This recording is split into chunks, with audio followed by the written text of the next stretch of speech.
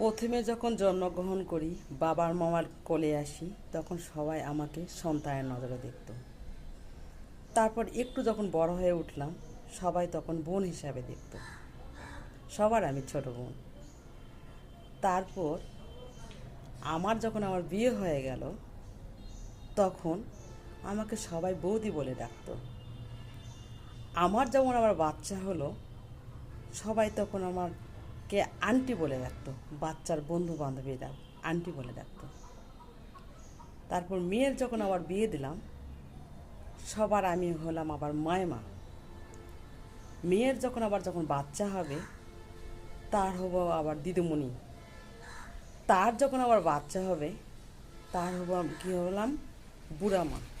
একই মানুষ কতভাবে পৃথিবীতে মানুষ কতভাবে ডাকছে, কী করে ডাকছে এই মানুষটাকে। এভাবেই পৃথিবীর নিয়ম বদলায়, বা পৃথিবী এভাবেই তৈরি হয়ে আসছে।